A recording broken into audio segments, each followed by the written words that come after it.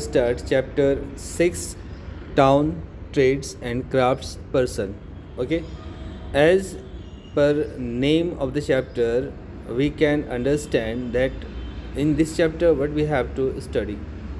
Okay, we have to study about the towns and trades and related to the craft person. Okay, okay, first of all, here we can see a picture, and the question is written, what kind of painting is being made in this picture? Do you know which part of India is made in? Okay, ठीक है। तो पहले मैं आपको बता दूं कि यहाँ पे जो पिक्चर दिखाई गई है, इस पिक्चर का नाम है कलमकारी पेंटिंग। ठीक है, ये Kalamkari painting most of the part of India it is developed in Bangladesh, Dhaka, Lahore and Tanjore. Okay, this type of painting is known as kalamkari. It is type of hand painted or block printed produced in Iran and in India state Andhra Pradesh, Telangana.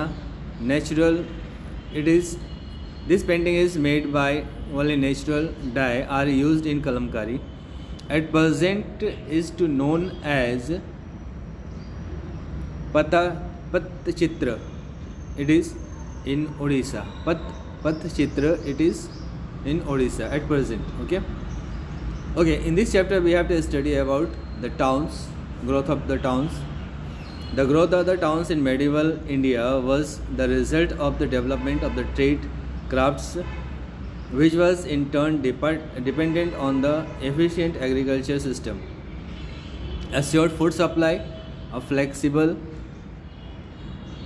monetary system, and a well-organized administrative system led to the growth of the towns. However, all the urban centers were not hubs of the commercial activities. Administrative centers or court towns, educational centers, temples, towns also developed in different parts. Besides, there were many local towns having mandi, hut, towns which served as rural markets. Farmers sold their produce in mandis. Hut was a street market which was lined with shops. Let us examine the factors that led to the emergence of the towns which served different functions.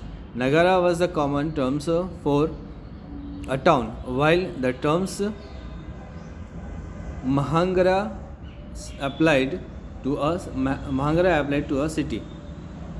Okay, ठीक है। अभी मैं आपको इस chapter के बारे में विस्तार से बताता हूँ कि इस चैप्टर में हम लोगों को जो स्टडी करना है वो डिपेंड्स करता है टाउन्स के ऊपर। Towns means which kind of towns, मतलब किस तरह का टाउन्स है ये। ठीक है, जैसे एग्जांपल ले लो, अगर यहाँ पे हमारे गुजरात में सूरत टाउन है, ठीक है, सूरत शहर है, तो सूरत का नाम आते ही हमको ध्यान में आता है कि सूरत शहर में क्या क्या चीज़ें फेमस है। वहाँ की जो भी चीज़ें फेमस, जैसे कि कपड़े फेमस है, वहाँ पे नमक बनाए जाते हैं, तो वहाँ से हम लोग कपड़े और नमक का ट्रेड कर सकते हैं।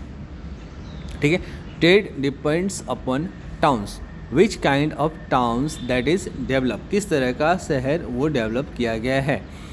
जैसे कि मैंने अभी सूरत की बात की, तो सूरत में कपड़ा, नमक और जो भी वहाँ की चीज़ें फेमस है वो सब चीज़ें हम वहाँ से सस्ते दाम पे ट्रेड कर सकते हैं और दूसरी जगह पे उसको बेच सकते हैं।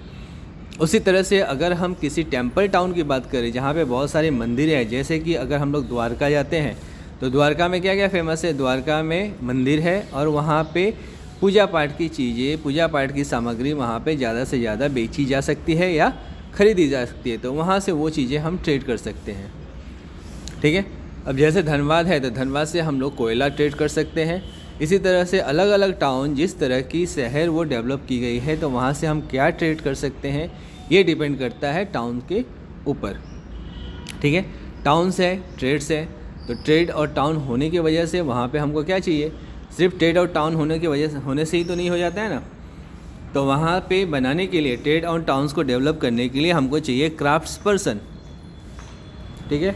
अगर क्राफ्ट्स पर्सन नहीं होगा, शहर है, व्यापार है, और वहाँ पे बनाई जाने वाली चीज़ें, जो चीज़ें हम बनाते हैं, बनाने वाले व्यक्ति नहीं हो, तो फिर वहाँ से हम खरीदेंगे क्या और बेचेंगे क्या। तो बेचने और ख़रीदने के लिए हमको वहाँ पे बनाने वाले लोगों की ज़रूरत होती है। तो वहाँ पे हमको क्या चाहिए, क्राफ्ट्स पर्सन, ठीक है। तो पुराने ज़माने में अगर हम देखने जाएं तो जैसे कि जो राजा महाराजा जो लोग थे, वो लोग आर्किटेक्चर टाइप के, मतलब वो लोग किस तरह के शहर डेवलप करते थे, और जो शहर डेवलप करते थे वहाँ पे किस तरह का व्यवसाय किया जा सके। पुराने ज़माने में इस चैप्टर में हम लोग पढ़ेंगे थंजौर के बारे में, Tanjore and the main cities of the town from where the administration can be done properly, ठीक है। और ऐसे शहर के बारे में जहाँ से हम एडमिनिस्ट्रेटिव वर्क ढंग से कर सके, ठीक है। और व्यापार से जुड़े कुछ शहरों के बारे में इस चैप्टर में हम लोग पढ़ेंगे, और कुछ कॉमर्शियल टाउन्स के बारे में भी हम लोग स्टडी करेंगे, ठीक है। कॉमर्शियल टाउन्स, कोर्ट टाउन और टेम्पल टाउन्स के बारे में हम लोग यहाँ पे स्टडी करेंगे इस चैप्टर में, okay. Okay student, chapter start करने से पहले चैप्टर का डिस्क्रिप्शन मैंने आपको दे दिया, ठीक है। जो भी चैप्टर का मेन डिस्क्रिप्शन करना है या चैप्टर के बारे में जो कुछ भी बताना है वो मैंने आप लोगों को बता दिया। Now we have to go through the study, okay, go through the reading from court town. First we have to start court town. What is court town? Ruler lived in court town. The king would hold darbar or proceeding in these towns. Such as town also served as capital. Sometimes court towns were shifted from one place to another place. For example, when Muhammad bin Tughlaq is ruling in our India, that is known as Mughal Emperor, he shifted his capital from Delhi to Devnagari or Daulatabad. When Akbar ruled here, he shifted his capital from Agra to Fatehpur Sikri. Some of the important towns in South India, such as Madurai, Tanjore, Badami, Kachi, and Vengi, were the capital towns of different dynasties. These towns were the centers of royal activities and trade. Many court towns such as Kannauj, Lahore, Delhi, Agra, and Fatehpur Sikri emerged during the medieval period. Okay, तो court town अलग अलग राजा महाराजाओं के समय में, अलग अलग rulers के समय में कोर्ट टाउन शिफ्ट होते रहा है, ठीक है, उनकी सहूलियत के हिसाब से। जैसे कि वो जैसे समझते थे कि यहाँ से हमारा एडमिनिस्ट्रेटिव वर्क सही ढंग से हो सकता है, तो वो अपनी कैपिटल को वहाँ शिफ्ट कर देते थे। Now next, temple town. Temple have always played a vital role in the Indian society. Thus, great importance was attached to this temple. Temple town were not place of worship, but were also commercial, administrative, and academic centers. These towns were patronized by kings, and land and other fortuners were donated to temples. The Cholas ruler held their courts in Mandapam of Brihadeswar temple. Some of the important temple towns in North India were Bodh Gaya, Sachi, Mathura, Somnath, Kasi, and Puri. And in South India were Kachipuram, Madurai, Tanjore, and Tirupati temples is also there. ठीक है, हमारे जो Indian society है, उस Indian society के अंदर जो temple towns plays very important role, बहुत इंपॉर्टेंट रोल्स प्ले करता है।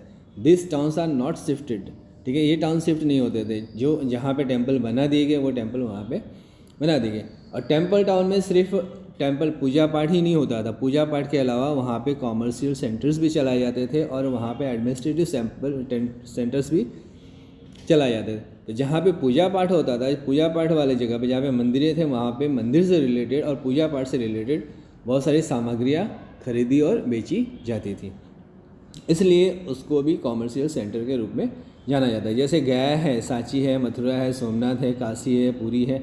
यहाँ पे आप घूमने जाओगे तो वहाँ पे आपके दिमाग में क्या आएगा कि यहाँ पे सिर्फ पूजा पाठ होती होगी, और पूजा पाठ से रिलेटेड जो भी चीज़ें आप वहाँ से ख़रीदना चाहो वो चीज़ें आप खरीद ला सकते हो, अपने घर में पूजा पाठ के लिए खरीद करके ला सकते हैं। ठीक है, अभी कोई सोमनाथ जाएगा तो सोमनाथ जा कर के वहाँ पे पूजा पाठ की चीज़ें ही खरीदेगा, भगवान शंकर का याद आएगा कि हम लोग सोमनाथ जाएंगे तो सोमनाथ में क्या होगा, भगवान शिव की मंदिर होगी। ठीक है, तो भगवान शिव से मंदिर, वहाँ पे शंख मिलेंगे, शिवलिंग मिलेंगे, फिर आपको वो माला बोलते हैं, रुद्राक्ष के मालाएँ मिलेंगी। ठीक है, ये सारी चीज़ें आप वहाँ से परचेज कर कर अपने घर के लिए ला सकते हैं। ठीक है, इसी तरह से कॉमर्शियल टाउन में क्या होता है, many trading centres are here, many trading centres florist town thriving example of imports.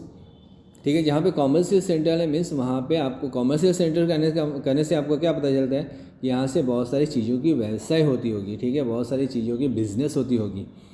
ठीक है, और बहुत सारे यहाँ पे ट्रेड सेंटर्स होंगे। ठीक है, और ट्रेड सेंटर्स यहाँ पे बहुत सारे इंपोर्ट्स होंगे, बहुत सारी चीज़ें यहाँ से खरीदे जाते होंगे और बाहर भेजे जाते होंगे दूसरी जगह पे। ठीक है, north India was involve in all kinds of trading activities. South India with many natural ports played a crucial role in trade activities. Roman coins discovered at various sites are the evidence of the trade that was carried out between India and Rome. Some of the important trading towns which are also important manufacturing centers of Taxila, Mathura, Gandhara, Multan, Madurai, Kachipuram, Ujjain, Lahore, Delhi, Dhaka, Patna, Tamralipti, Masulipatnam, Surat and Ahmedabad. ठीक है, ये जो centres है, ये जो मैंने नाम आपको बताएं, तक्षशिला, मथुरा, गंधरा, मुल्तान, मदुरई, कांचीपुरम, उज्जैन, लाहौर, दिल्ली, ढाका, पटना, ताम्रलिप्ति, मसूलीपट्टनम, सूरत एंड अहमदाबाद, ये सब मेन ट्रेडिंग सेंटर्स है। यहाँ पे आप जाओगे तो यहाँ पे आपके बहुत सारे पोर्ट्स देखने को मिलेंगे। पोर्ट्स मतलब बंदरगाह, जहाँ पे बड़ी बड़ी समुद्री जहाज़ें आकर के रुकती है, और यहाँ से बहुत सारी चीज़ें इंडिया से अलग अलग कंट्रीज़ में भेजे जाते हैं। From 9th century to 18th century, economic changes took place much more gradually than the political ones. That is why many economic features which exist before 9th century continue until end of this medieval period. At the same time, there were number of few factors which made this period different from the either ones. We have very little information about the economic condition of the people under the Delhi Sultanate. ठीक है, दिल्ली सल्तनत में जो economic condition थे उस समय, जो यहाँ पे राजा थे, जो मुग़ल एम्पायर थे, वे सिर्फ architecture means architecture of town उन्होंने डेवलप किया, वहाँ पे दिल्ली सल्तनत को डेवलप किया। ठीक है, और दिल्ली में ऐसे बहुत सारे शहर बनवाए और बहुत सारे ऐसे ट्रेड सेंटर्स उन्होंने बनवाए। ठीक है, दिल्ली सल्तनत के टाइम में बहुत सारे ट्रेड सेंटर्स बनाए गए। ठीक है, the chronicles of this periods were more interested in the events of royal court then in the lives of ordinary people. On the ordinary we have information about the economical condition for common folk of Mughal period due to the chronicles such as Farrankos, Bernier or Tavernier and Abul Fazl. What is craft? Next topic is craft. During medieval period, the factories like कारखानाज were important centers of the production. ठीक है, जब तुगलक यहाँ पे मोहम्मद बिन तुगलक जब राजा थे तो उन्होंने जो चीज़ें यहाँ पे बनवानी थी, सपोज़ कुछ चीज़ें जो यहाँ पे प्रोडक्शन करना था, तो वो प्रोडक्शन करने के लिए उन्होंने एक गोडाउन की रचना की, जिस गोडाउन को वो लोग क्या कहते थे, कारखाना। ठीक है, कारखाना बनवाई, कारखाना में बहुत सारी चीज़ों का प्रोडक्शन वो यहाँ पे करवाते थे और यहाँ से वो दूसरे देशों में बेचते थे। ठीक है, इसकी शुरुआत मोहम्मद बिन तुगलक ने करवाई थी। ठीक है, Mohammad bin Tughlaq employed 4000 workers to produce silk fabric for robes of honour. Hundreds of craftsmen were engaged in gold embroidery called zardozi. ठीक है, तो मोहम्मद बिन तुगलक क्या करते थे, कारखाने में जो सिल्क कपड़े होते हैं, सिल्क के कपड़े वो बनवाते थे और उस पर एम्ब्रॉयडरी करवाते थे, सोने की तारों से एम्ब्रॉयडरी करवाते थे। ठीक है, जिसको वो लोग कहते थे जरदोजी। ठीक है, उसके बाद फिरोज शाह तुगलक डिवाइडेड दिस कारखाना इंटू 36 सेक्शन। ठीक है, फिरोज शाह तुगलक है, उन्होंने जो कारखाना बनवाए गए थे उस कारखाने को बढ़ा करके और 36 सेक्शंस और बनवा दिए, 36 कारखाने और बनवाए। ठीक है, during the Mughal rule karkhanas were also called buyutat. ठीक है, the mint also called taksal, और इसको टक्साल भी कहा जाता था। Public treasury department of the construction of monuments, repairs, roads and artilleries were also included in Bhutan. During the reign of Akbar, the Karkhanas had a regular department under the officer called Diwani Bhutan, and Mir Saman apprentices were trained these Karkhanas under an Ustad, master craftsman. The Karkhanas were headed by the royal officers who was assisted by the subordinates को उस time मुतासरिफ भी कहा जाता था। Craftsman were skilled in work involving gold, silver, lead, bars and precious stone. ठीक है, वहाँ पे जो कपड़े बनाए जाते थे उन सभी कपड़ों के ऊपर सोने के तार से, चांदी के तार से और अलग अलग तरह से उनको क्राफ्ट्स किया जाता, मतलब डेकोरेट किया जाता था। ठीक है, और लग्जूरियस आर्टिकल, ये सब जो डेकोरेटेड चीज़ें थे उनको कहा जाता था luxurious. These are the luxurious article.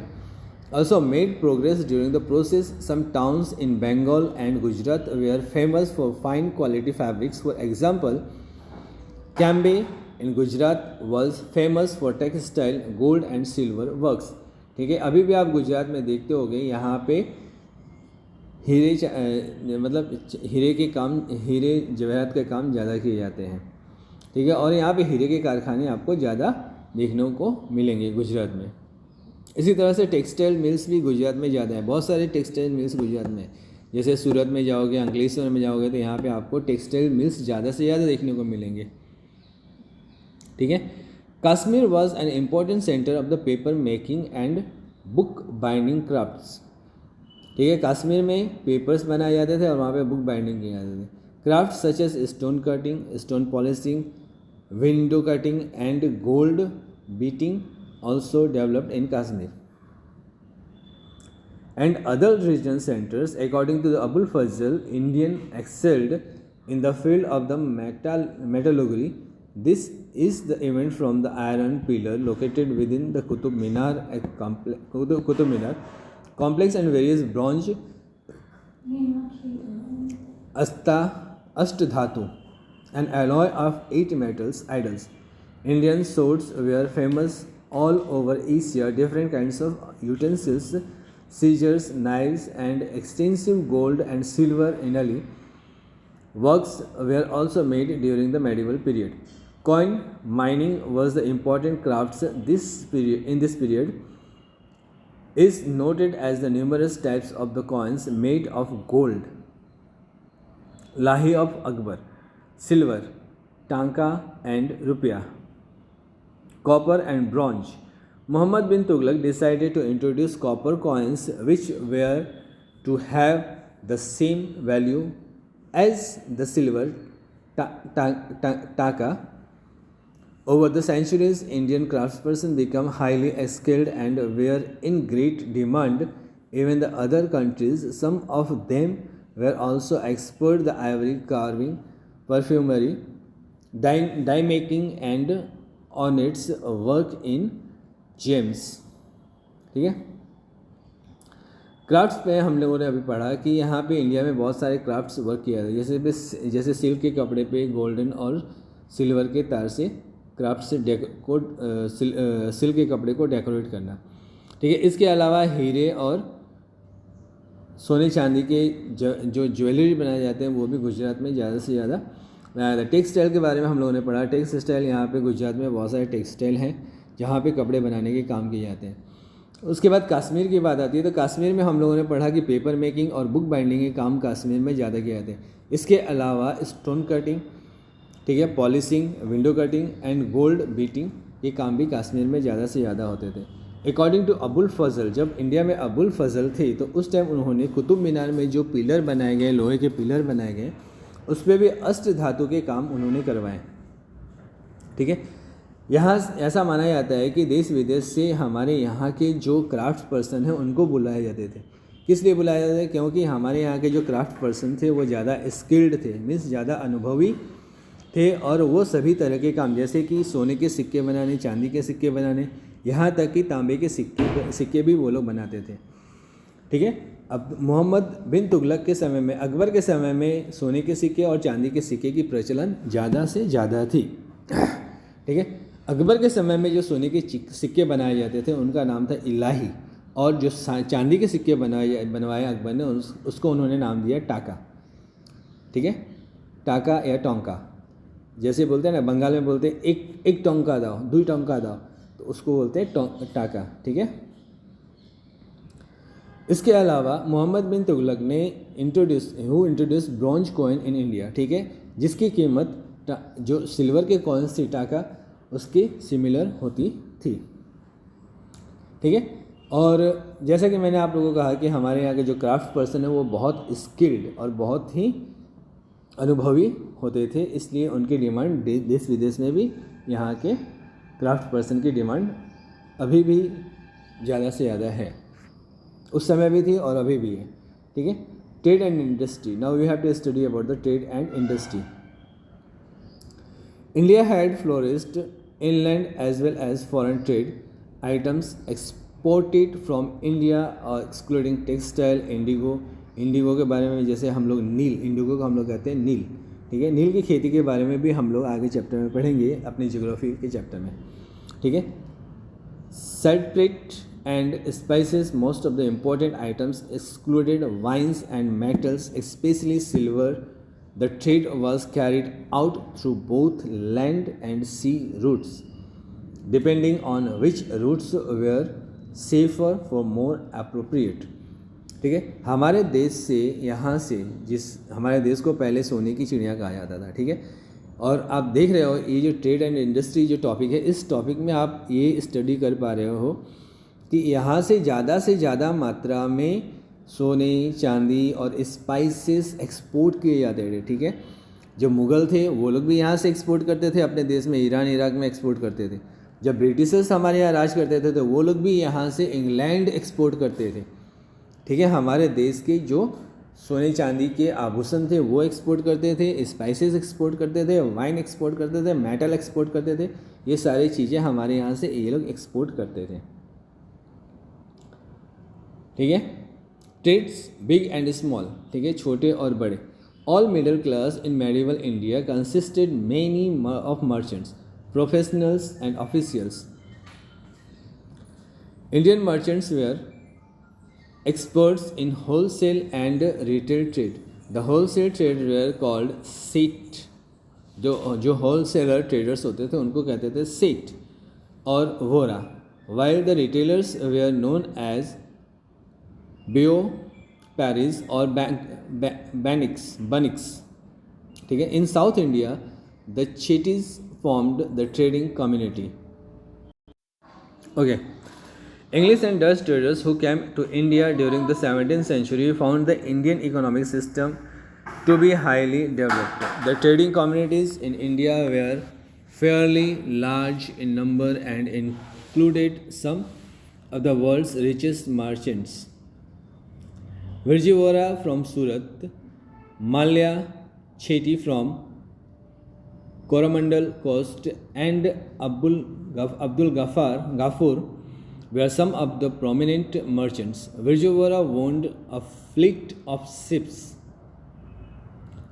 The merchants pretended to be poor because they were afraid that the king would extract money from them. The political stability provided by the Sultanate rules and Mughals led to the growth agriculture, trade and commerce. Some food grain, spices, condiments were exported from Bengal, Gujarat, Surat. Coastal trade was controlled by the Marwaris. And Gujarat, many of whom were Jains Muslim merchants, were also involved in the trade. The overland trade with the Central and West Asia was dominated by Multanis, Khurasanis and ईरानीस.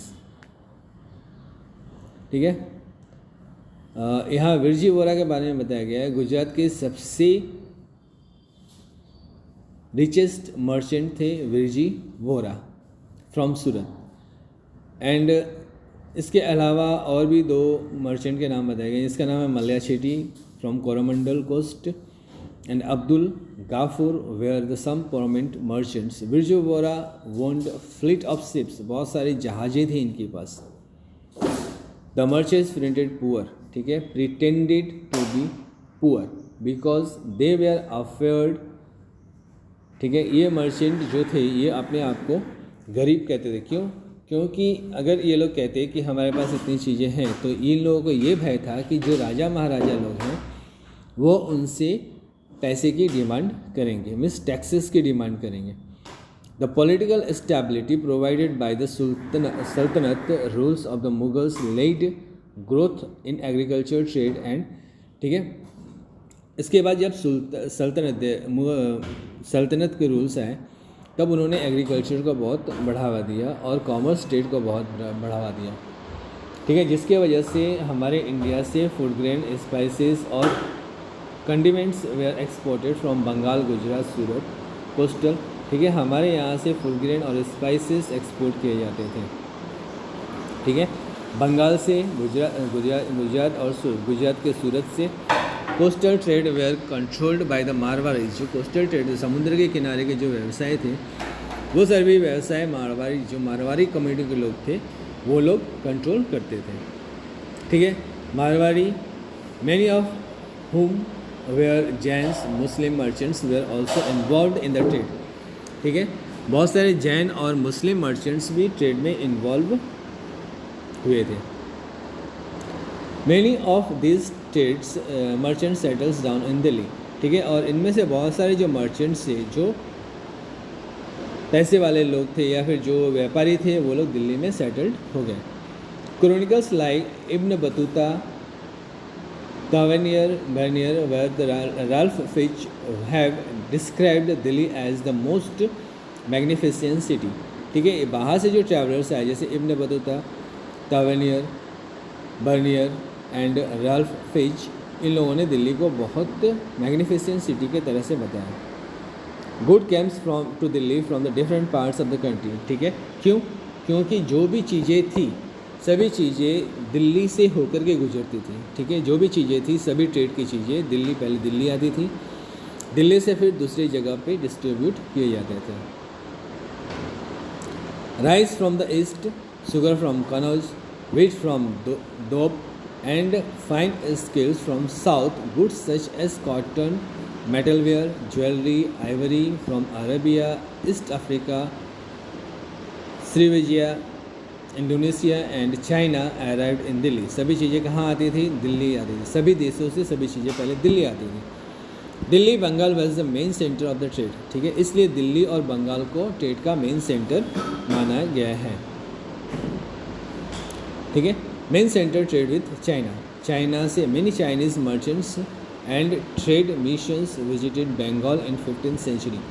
ऐसा माना जाता है कि China से बहुत सारे traders Bengal आए थे. कब? 15th सेंचुरी में. Every town had market place. ठीक है, बंगाल के जितने भी शहर थे सभी शहर मार्केट प्लेस के नाम से जाने जाते थे. Where traders would gather to buy and sell their goods. जहाँ पे सभी ट्रेडर्स इकट्ठे होते थे और वहाँ से लोग चीज़ें खरीदते थे और बेचते थे. Large fair war. यहाँ पे ऐसा माना जाता है कि बंगाल के सभी शहरों में उस टाइम मेले के जैसा लगता था जब वहाँ से लोग चीज़ें खरीदते थे और बेचते थे. Okay, now next topic is textile. The medieval period saw the rise and growth of the trades and commerce in India. Textile was one of the major industries. Cotton, silk, crafts, velvets, stained were major products. Dhaka was famous for the special kind of cotton clothes called muslin. Indian textiles became popular in England in the later part of the 17th century. A British observer wrote almost everything that used to be made of silk and wool, relating either to the dress of the women or the furniture of our house, was supplied by the Indian traders. The principal centers of cotton manufacturing were spread throughout the country. Patan, Camby, present day is known as Khambat. Camby at present known as Khambat. Okay, listen very carefully. In medieval period, Camby, now at present the Camby is known as Khambat. It is at Ahmedabad in Gujarat, Burhanpur in Khandis, Bengal, Kashmir, Lahore, United Province areas covering present-day Uttar Pradesh. Abul Fazl has mentioned in his book that Akbar extended his patronage to the textile. ठीक है, ऐसा अबुल फजल ने अपने book में, अबुल फजल जिन्होंने अकबर नामा लिखी है, उन्होंने ये कहा है अपने बुक में कि अकबर जो थे उन्होंने ज़्यादा से ज़्यादा अगर उन्होंने विकास किया है तो उन्होंने टेक्सटाइल के क्षेत्र में ज़्यादा से ज़्यादा टेक्सटाइल क्षेत्र को ज़्यादा से ज़्यादा विकसित किया था अपने समय में. ठीक है, उन्होंने कॉटन और सिल्क को भी ज़्यादा बढ़ावा दिया है. इसके अलावा सिल्क के कारपेट्स उन्होंने जो बनवाते थे, carpets, velvets, satins and major products जो ढाका में बनाई जाती थी, स्पेशली ढाका में बनाई जाती थी. ढाका से बना करके वो देश के सभी हिस्सों में एक्सपोर्ट किया जाता था.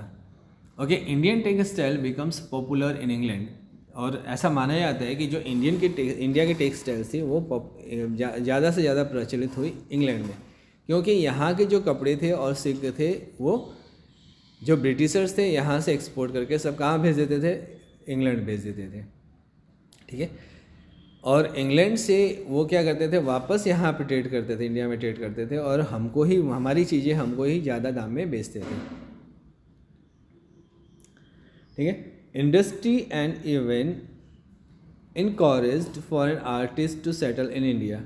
ठीक है, अकबर ने अपने समय में क्या किया, जो भी इंडस्ट्री थी उनको ज़्यादा से ज़्यादा उत्साहित किया और बहुत सारे फॉरेनर्स को भी इंडिया में सेटल डाउन उन्होंने करवाया. Use of silk and woollen textiles was conflicted to the wealthy classes. ठीक है, अकबर के समय में वुलन टेक्सटाइल और सिल्क टेक्सटाइल को ज़्यादा से ज़्यादा बढ़ावा मिलता था और उससे ज़्यादा इनकम हमारे देश को होती थी. दस cotton weaving was a large industry in India. ठीक है, और ऐसा भी कहा जाता है कि जो कॉटन वीविंग है, जो कॉटन के कपड़े बनाए जाते हैं वो ज़्यादा से ज़्यादा इंडिया में उस टाइम बनाए जाते थे. ठीक है, उस टाइम जब मशीनें यहाँ पे नहीं थी, मशीन से कपड़े बनाए जाते, अभी तो मशीन से कपड़े बनाए जाते हैं ना, लेकिन उस टाइम जब मशीनें नहीं थी इंडिया में तो भी कॉटन के कपड़े हमारे देश में ज़्यादा से ज़्यादा बनाए जाते थे. और इंडिगो की खेती, नील की खेती भी हमारे देश में ज़्यादा से ज़्यादा होती थी.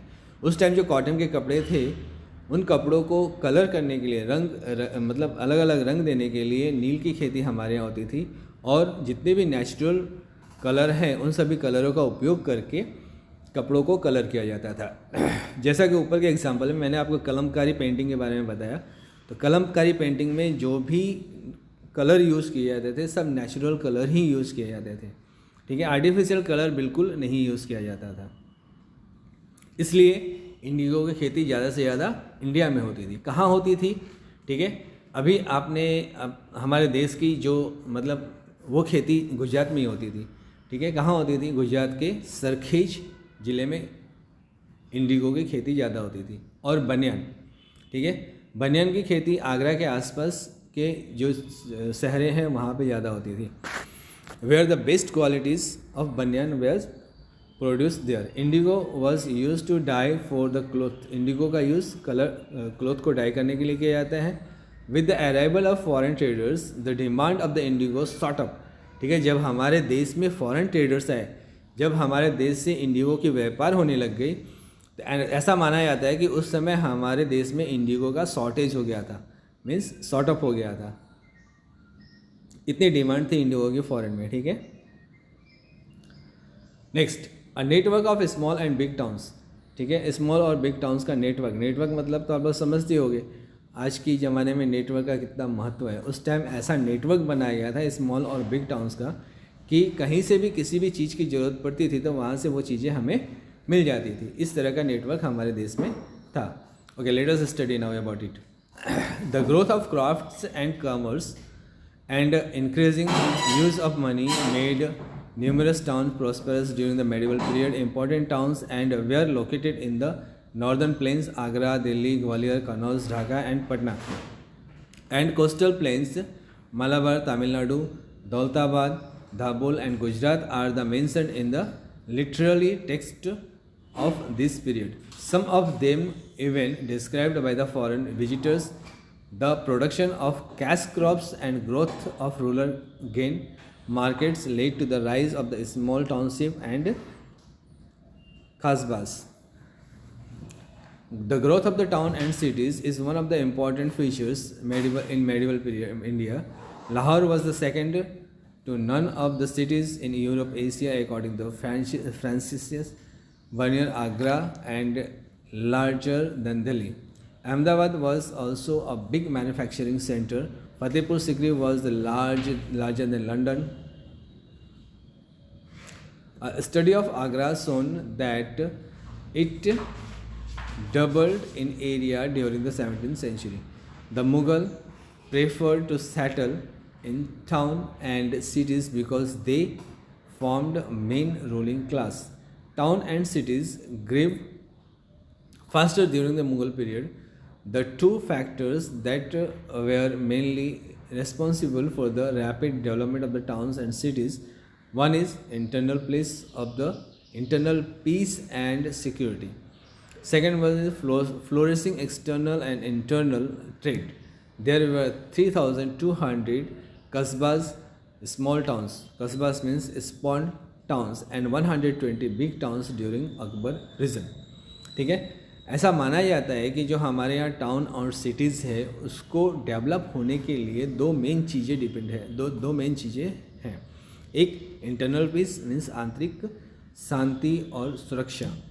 दूसरा flourishing of external and internal trade. जो बाहर से लोग आते थे और जो हमारे यहाँ से जो ट्रेड होता था उनको ज़्यादा से ज़्यादा बढ़ावा दिया जाता था। जब अकबर रूल करते थे यहाँ पे तब ऐसा माना जाता है कि उस समय 3,200 कस्बा थे, हमारे स्मॉल टाउन्स थे, 3,200 small towns and 120 big towns during the rules of Akbar.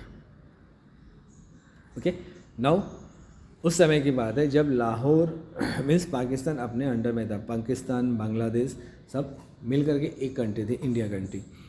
ठीक है, विभाजन के बाद जो हमारे कस्बाज हैं और जो बिग टाउन्स हैं वो सब डिस्ट्रीब्यूट हो गए।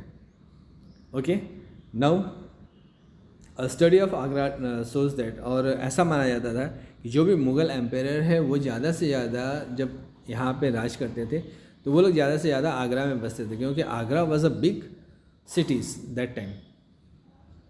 ठीक है, it is larger than England, England से भी बड़ा था ऐसा कहा जाता है।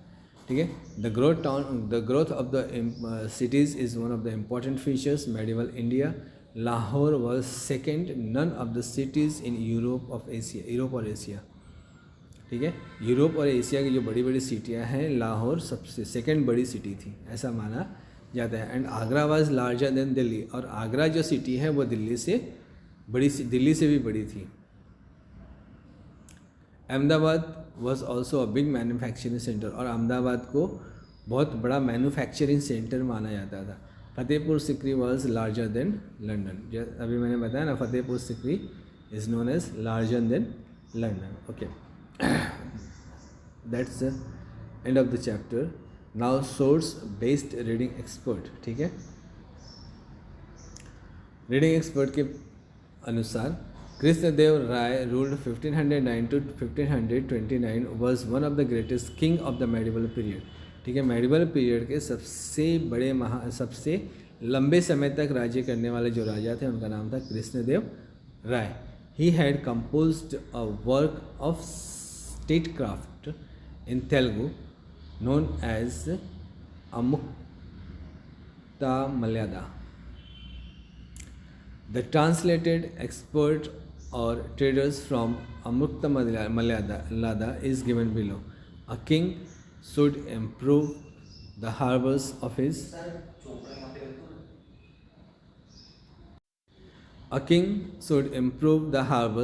country and so encourage its commerce that horses, elephant, precious gems, sandwood, pearls and other articles are freely imported. He should arrange that the foreign sailors who land in his country on account of stone, illness and exhaustion are looked after a suitable manner.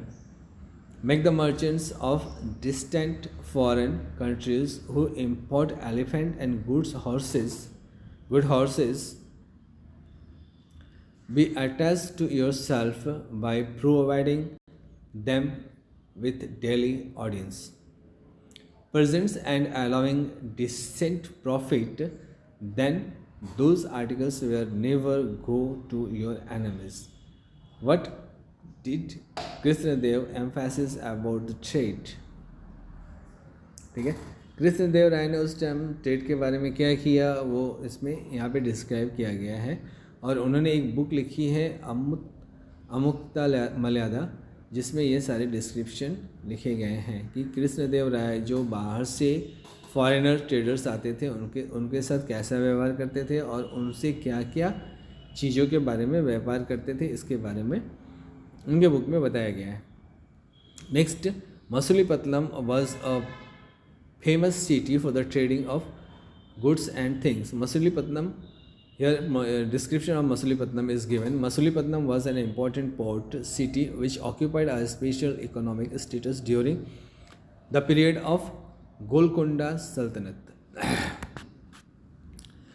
The port is located on the Coromandel coast of India, situated one of the mouth of the river Krishna in the Bay of Bengal.